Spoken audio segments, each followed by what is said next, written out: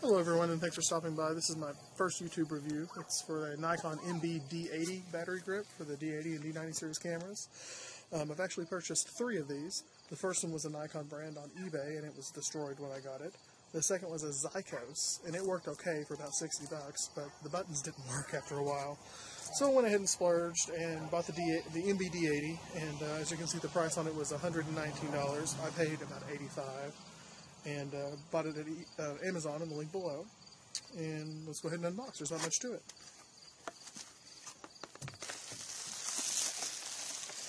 We've got the main grip in its bubble wrap packaging and an owner's manual, but for something so simple, I don't think an owner's manual is going to do me much good, so let's just set that aside. So let's go ahead and take this thing apart.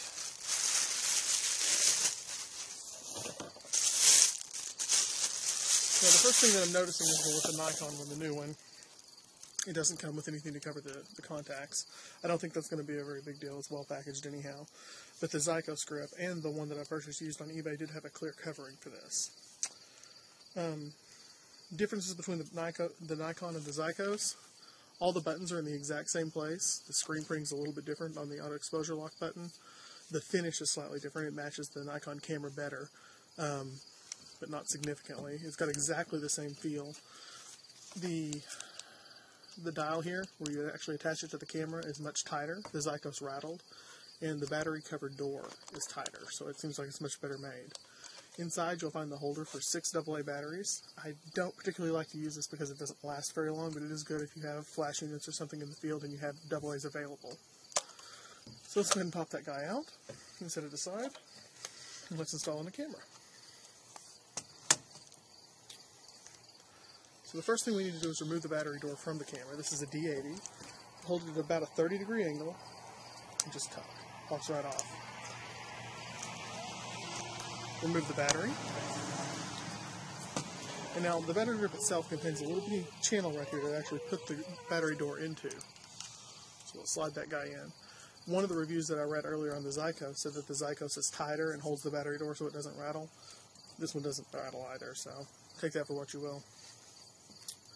And now all we do is insert that right there, and then rotate the little dial, and we're attached. So this guy holds 2 EN-E03 batteries. I have one. You can put it in either slot. The camera will recognize it. So there we go. We're loaded and ready to go. And we'll test. So I have my camera set up to back button focus. Top button works just fine, and the new one works as well. That's about all there is to it. It works really well. I like it because without the grip, I have relatively large hands and my pinky finger hangs underneath the bottom if I don't have a battery grip. And of course it's very good for taking portraits. One more small thing to note.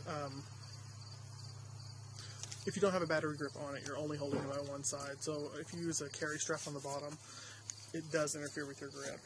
I use a carry speed carry strap, and with that attached, you can still use the grip and it still works effectively, but it's just one more piece that's in the way.